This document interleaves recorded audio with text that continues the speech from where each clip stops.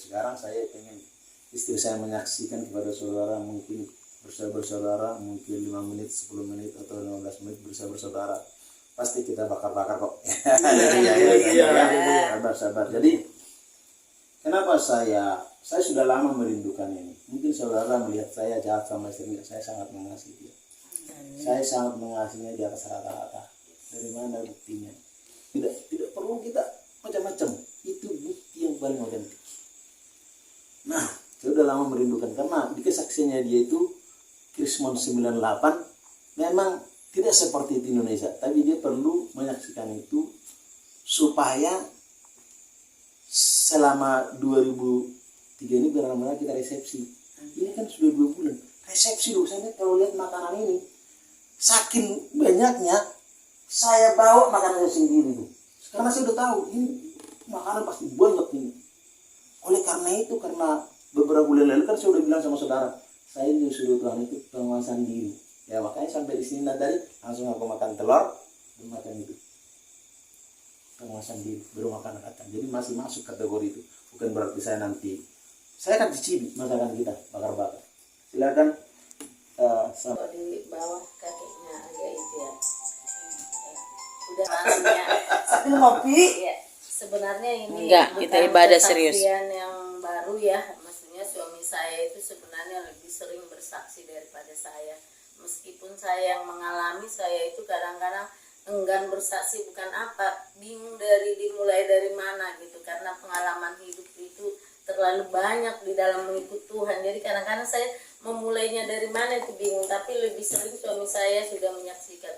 Tapi karena ya permintaan beliau malam hari ini, saya saksikan semua ini ya, semua buat kita untuk membangun, dan saya percaya itu maksudnya ada yang mungkin enggak, kalian tidak mengalami yang seperti saya alami, tapi mungkin ada model lain, modelnya mungkin yang saya alamin tipenya begini, kalian mungkin tipenya yang beda. Jadi benar yang ya Pak Ambarita sering saksikan ya, saya kan proses Tuhan ya, terlebih-lebih itu ya puncaknya tahun 98 itu memang di situ masa Krismon, masa waktu itu masa penjarahan ya. Jadi Rio itu di situ masih baik ya.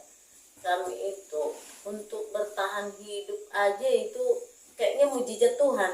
Karena ya waktu itu kan ya Pak Ambarita itu kerjanya kan narik angkot ya. Narik angkot pun itu dibawa 2 orang bergantian.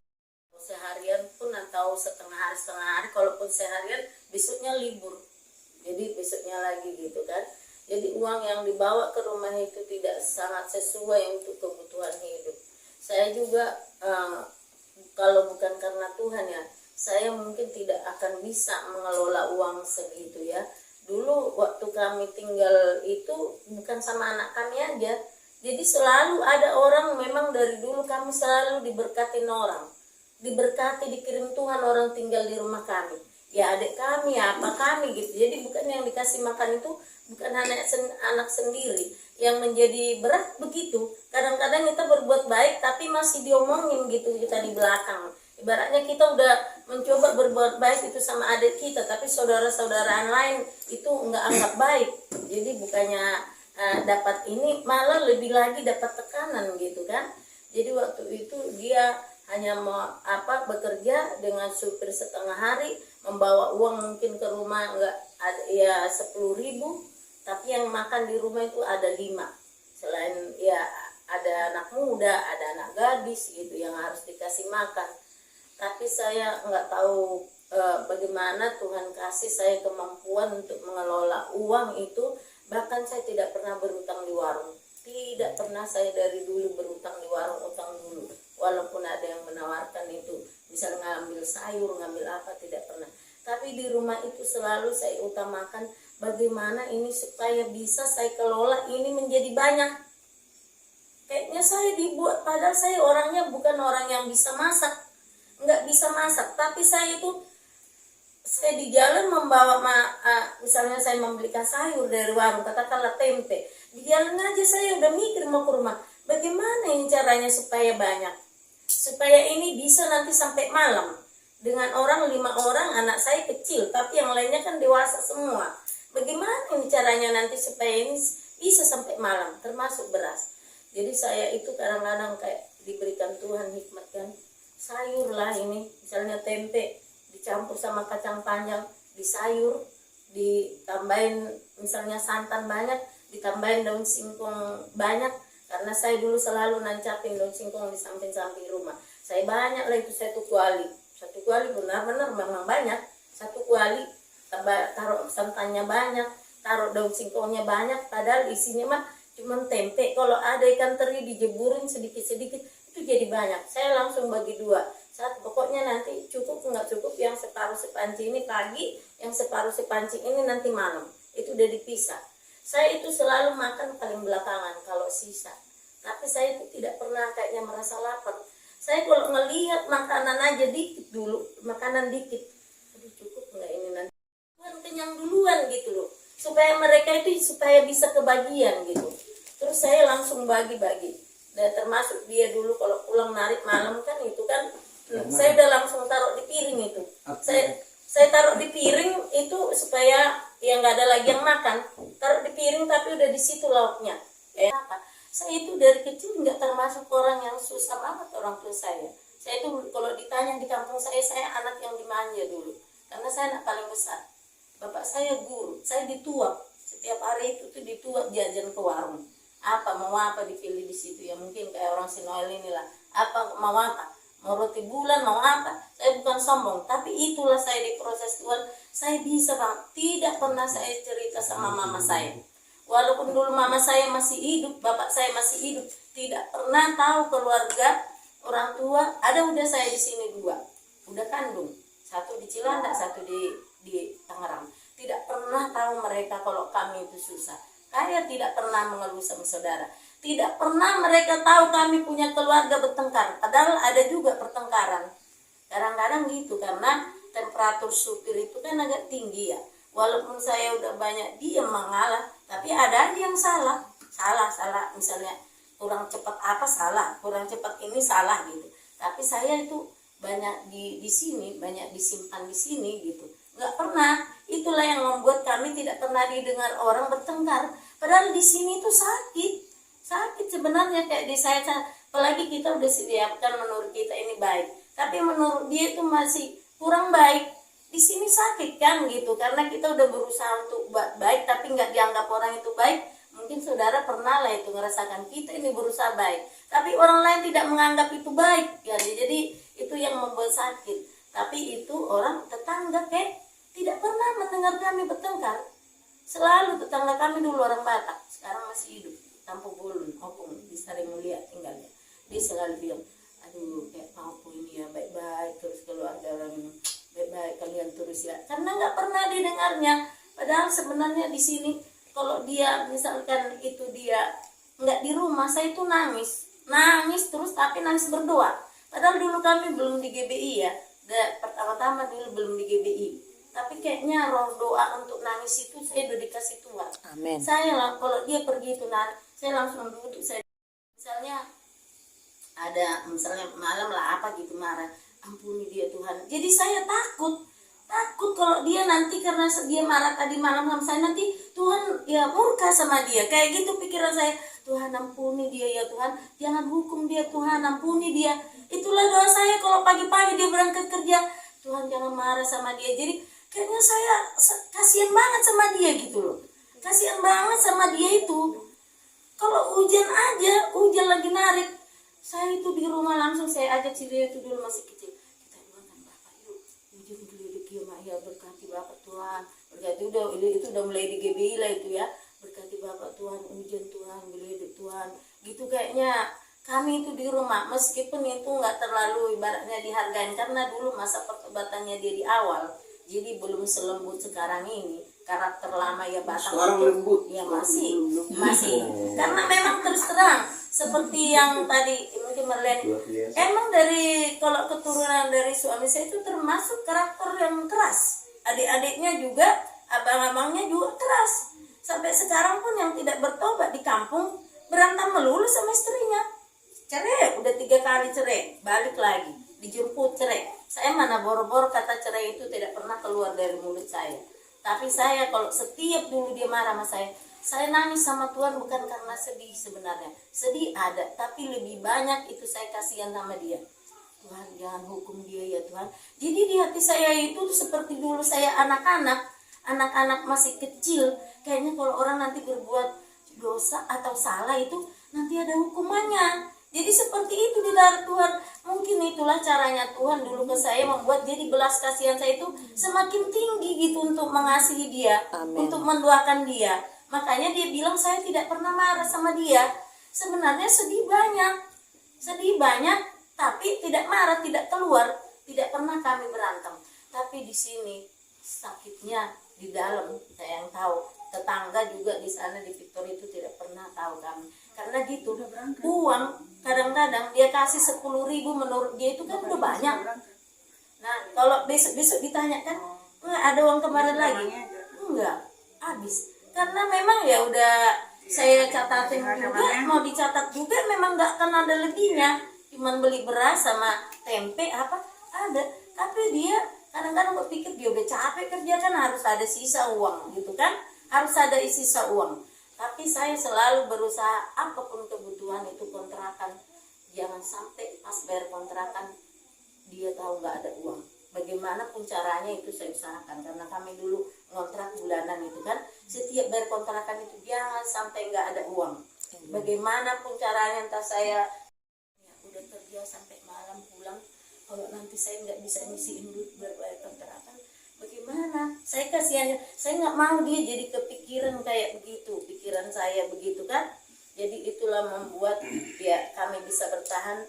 Berikutnya lagi setelah kami masuk ke dalam lebih lagi dalam Tuhan, katakanlah di GBI, pengertian rohani saya semakin nambah. Wah doanya semakin kencang. Amin. Seperti yang dia saksikan sering, tapi mungkin sekarang saya banyak lemah. Doanya semakin benar kedengeran sama tetangga. Setiap pagi berbahasa roh, karena tetangga itu yang membangunkan bahasa roh saya. Karena gini kontrakannya ya gini kedengaran kalau di sebelah. Nah tapi itulah yang membuat kami kuat. Jadi kami namanya ngikut Tuhan semenjak saya memang dulu dipanggil pertama melayani. Saya yang pertama dulu dibawa Tuhan ke gereja GBI, walaupun mereka dasarnya Pentakosta. Waktu dia lahir di Pentakosta, saya bukan Pentakosta. Kami dulu gereja GKPS kalau di kampung. Terus pindah lagi saya ke Jakarta nih GPIB. Saya udah di Jakarta ini dulu kan. Tapi waktu dia ngajak saya di Pentakosta abis nikah, saya tentang abis-abisan. Karena mungkin roh saya waktu ini masih keras. Bagi saya kayak itu antikris kalau menurut saya dulu kan. Saya tidak mau. Tapi pada waktu saya dilawat Tuhan melalui orang lain, di Tuhan, saya yang nangis habis-habisan ngajak dia ke GBI.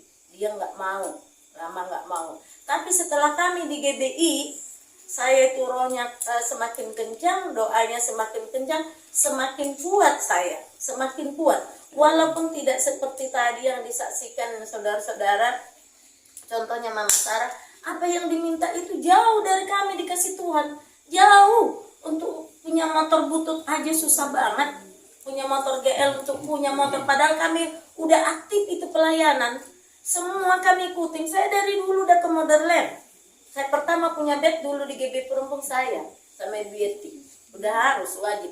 Saya ngecer dulu naik roda niaga. Untuk ongkos saja saya harus bergumul, karena pulang pergi ke Motherland naik ojek lagi ke dalam. Dulu belum ada yang punya bed, Pak Teddy aja dulu belum ke Motherland. Nah tapi semakin saya saya sering bilang nggak usah ditutupi lagi. Kalau mungkin ngelihat Pak Teddy, kami udah nggak di GB Perumpung, anak kami aja sampai udah panas kadang-kadang, Mama ngapain di situ terus, jadi pengerja dari dulu, pengerja nggak ada kenaikan. Mama padahal udah pernah juga kuliah tapi gitu-gitu aja pelayanannya. Kadang-kadang kalau itu kan mengecilkan hati kalau kita yang ini. Tapi kami nggak lihat itu. Mereka bukan nggak arahkan ke WTC lah, ke Pak Wiryo lah, kemana. Jadi kami itu mau bisa bertahan karena kami satu pengharapan kami lakukan untuk Tuhan. Amin. Kami lakukan untuk Tuhan. Kami akan terima dari Tuhan. Meskipun memang manusia dipakai Tuhan memberkati, tapi nggak seperti apa yang kita pikirkan kadang-kadang. Tapi pasti Tuhan itu tidak akan membiarkan kita, walaupun kita memang selalu dalam ya kayaknya di pinggir-pinggir udah hampir-hampir, tapi kita diizinkan Tuhan untuk tetap bertahan sampai hari ini. Di selain memang doa-doa dari semuanya Kuldepkes ya, saya juga kurang sedikit puas karena Kuldepkes itu tidak semua bisa ikut ya.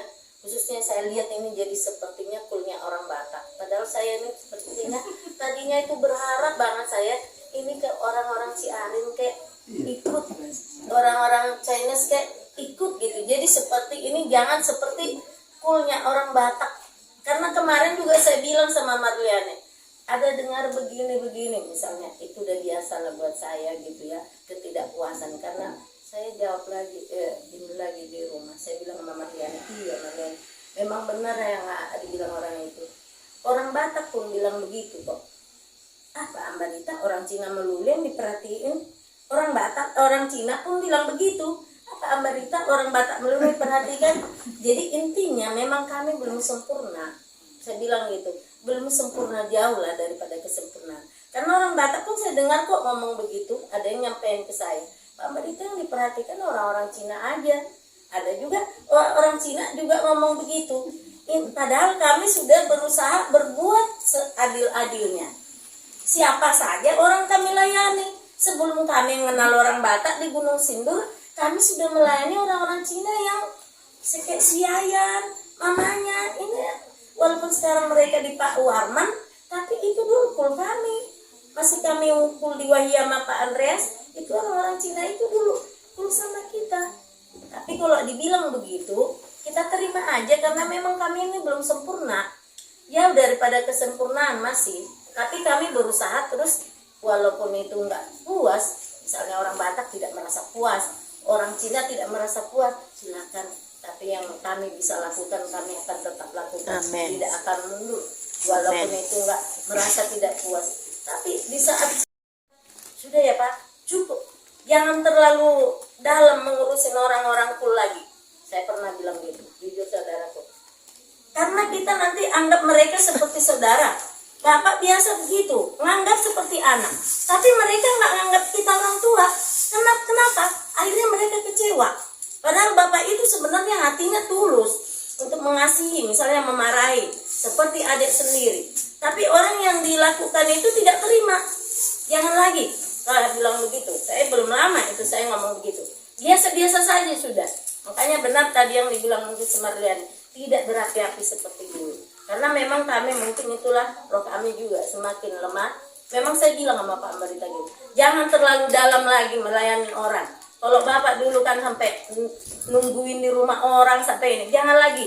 Mereka itu sekarang sudah rohaninya udah naik, mungkin ekonominya juga tidak terlalu butuh seperti itu lagi. Karena memang saya bilang begitu.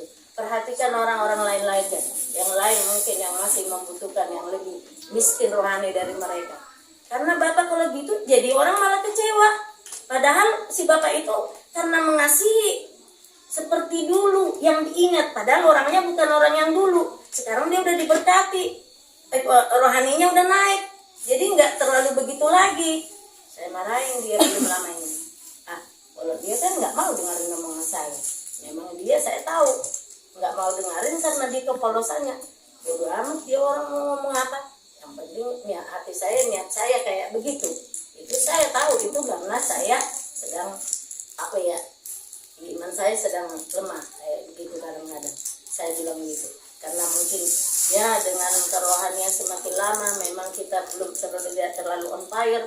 Umur juga mungkin udah semakin tua, jadi udah ada juga gampang mulai agak sensitifnya. Ya biar bagaimana kan umur kami ya sekarang saya udah mau 60 tahun. Udah 58. ya sebentar lagi 60 kan gitu. Jadi mungkin biar bagaimana adalah itu namanya secara psikolog pasti ada. Sebagai apalagi kalau perempuan gitu kan. Jadi udah kalangan. Tapi kalau saya bukan orang yang gampang sakit hati dan kecewa. Saya berusaha itu tidak. Walaupun ya benar kayak kemarin kata Pak sama seperti Bu Rohana kemarin. Saya tidak seperti tidak diinin ke saya. Saya tahu itu. Harus kita bisa membaca wajah orang suka atau tidak suka sama kita. Tapi saya tidak terlalu peduli dengan begitu-gituan. Kalau di gereja, saya salam sama orang biarpun itu nggak suka. Termasuk dulu masih Ibu Yanti, walaupun dia kalau kita datang di jauh mukanya, kalau ketemu saya salam, kayak gitu. Percuma saya melayani. Kalau saya, apalagi di hari Minggu itu, entah pun nanti pulang dari sini pikiran saya mulai ini lagi. Tapi kalau lagi di sini saya pelayanan. Kalau saya masih nggak bisa nyalam orang, kalau kecuali nanti kalau udah pulang ke rumah lagi datang lagi pikiran-pikiran itu kan ibaratnya itu di luar daripada keterbatasan kita bisa melawan. Tapi kalau masih di gereja itu siapapun yang cuek sama saya salam itu. Walaupun saya tahu dia nggak begitu ini sama saya. Jadi itu kesaksian saya mungkin terlalu panjang dan banyak. Jadi biarlah mungkin ada yang kalian ambil di situ hikmahnya. Meskipun kita belum diberkati Tuhan, meskipun doa kita belum dijawab sama Tuhan, tapi tidak itu alasan buat kita tidak beribadah, kita tidak melayani Tuhan. Enggak ada hubungannya dengan itu melayani, dengan mengasihi Tuhan. Enggak ada hubungannya dengan berkat-berkat. Berkat-berkat itu nanti tinggal, yang kita bawa ke surga itu tadi perbuatan kita waktu kita enggak diberkati itu yang jadi dapat upahnya nanti di surga. Itu saja kesaksian saya. Terima kasih semua, Tuhan berkati. Hari ini saudara saya urapi, tapi habis kita besok bersama dengan Gebo Perumpung, karena jujur tadinya sebenarnya saya 50-50. Kalau bisa izin ya gimana besok di Gebo Perumpung, ada 2 pertanyaan di situ.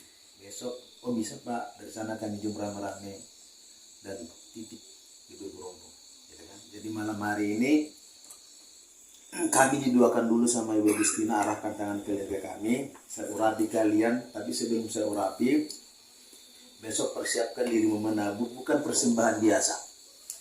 Kalau persembahan itu tugasnya worship, bukan tugas saya. Tapi persembahan mau supaya kita berintegritas di hadapan Tuhan. Karena saya ingat, waktu kita rapat di rumah Ibu Tianggur, kita janji sama Tuhan, jangan-jangan dianggap Tuhan itu nasar. Kalau sampai nasar itu bahaya. Kan waktu itu kan kita janji kan, nanti di Munara kita menabur. Orangnya gak ngikut tuh, luar biasa.